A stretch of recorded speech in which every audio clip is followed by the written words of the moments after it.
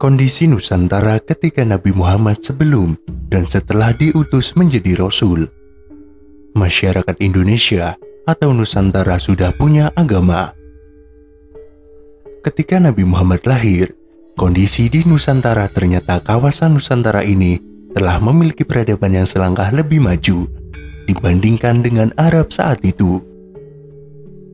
Tentu saja, perbandingannya adalah dengan masyarakat jahiliyah saat itu. Bahkan, di dalam catatan banyak yang tertulis, jauh sebelum Nabi Muhammad lahir, pada tahun 570 Masehi lalu, di Nusantara sudah berdiri beberapa kerajaan. Antara lain, Kerajaan Salakanegara yang didirikan oleh Dewa Warman pada 130 Masehi. Kemudian Kerajaan Kutai yang didirikan oleh Maharaja Kadungga pada 350 Masehi. Kerajaan Tarumanegara yang didirikan oleh Maharesi Jaya Singawarman sekitar 358 Masehi, dan beberapa kerajaan lainnya. Rentang waktu antara tahun 130 sampai 358 Masehi itu sama dengan Kekaisaran Romawi di bawah pimpinan Kaisar Diocletianus. Ketika Nabi Muhammad SAW lahir dan melakukan dakwah Islam di Mekah, di Nusantara sudah ada kerajaan dengan agama-agamanya, baik itu Hindu, Buddha, Brahma, termasuk aliran monoteisme, animisme, dinamisme, dan lain sebagainya. Yang lebih mencengangkan lagi, ketika kita membaca buku Atlas Wali Songo, masyarakat Nusantara ternyata telah mengajarkan tentang monoteisme atau sifat Tuhan yang esa melalui agama Kapitayan. Kalau belajar sejarah agama di buku sekolah, kemungkinan besar tidak akan mendengar nama Kapitayan. Kapitayan adalah agama leluhur Nusantara yang telah ada sejak zaman dulu. Tidak ada yang tahu pasti kapan agama ini muncul. Yang jelas agama Kapitayan telah ada di Nusantara jauh sebelum perhitungan Masehi.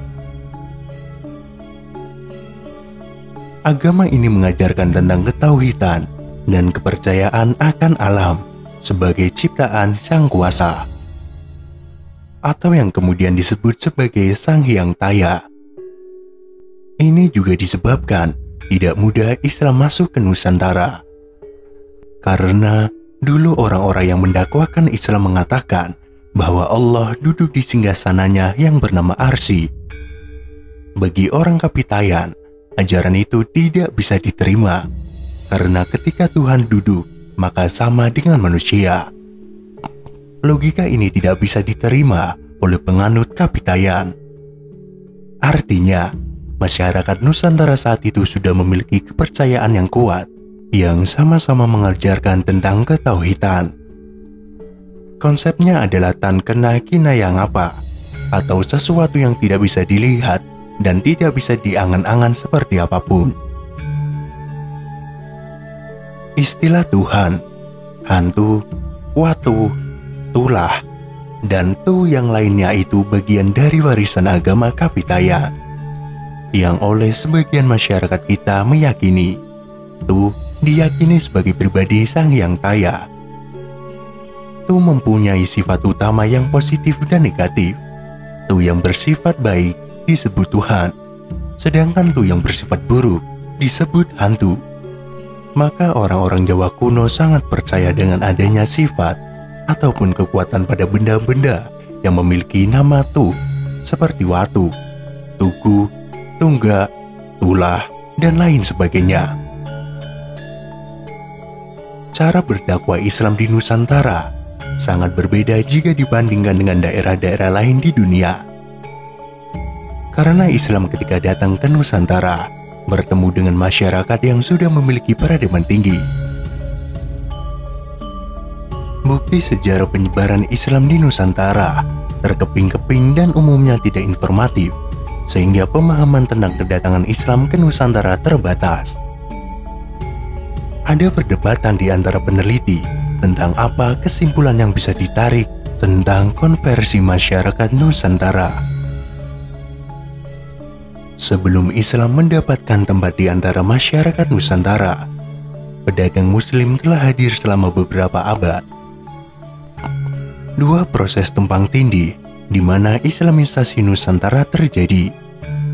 Antara orang Nusantara mendapat kontak dengan Islam dan dikonversi menjadi Muslim, atau Muslim Asia asing, India, Cina, Arab, dan lain-lain menetap di Nusantara dan bercampur dengan masyarakat lokal. Islam diperkirakan telah hadir di Asia Tenggara sejak awal era Islam. Dari waktu Khalifah ketiga Islam, Utsman, utusan dan pedagang Muslim tiba di Cina dan harus melewati rute laut Nusantara. Melalui hal inilah, kontak utusan Arab antara tahun 904 dan pertengahan abad ke-12 diperkirakan telah terlibat dalam negara perdagangan maritim Sriwijaya di Sumatera. Kesaksian awal tentang Kepulauan Nusantara terlacak dari Kekhalifahan Abbasiyah. Menurut kesaksian awal tersebut, Kepulauan Nusantara adalah terkenal di antara pelaut Muslim, terutama karena melimpahnya komoditas pedagang rempah-rempah berharga seperti pala, cengkeh, lengkuas, dan lain sebagainya. Kehadiran Muslim asing di Nusantara bagaimanapun tidak menunjukkan tingkat konversi pribumi Nusantara ke Islam atau pembentukan negara Islam pribumi di Nusantara. Bukti yang paling tepat diandalkan tentang penyebaran awal Islam di Nusantara berasal dari tulisan di batu nisan dan sejumlah kesaksian peziarah. Nisan paling awal yang terbaca tertulis tahun 475 Hijriah atau 1082 Masehi. Meskipun milik seorang Muslim asing, ada keraguan apakah nisan tersebut tidak diangkut ke Jawa di masa setelah tahun tersebut. Bukti pertama Muslim pribumi Nusantara berasal dari Sumatera Utara. Marco Polo dalam perjalanan pulang dari Cina pada tahun 1292 melaporkan setidaknya satu kota Muslim.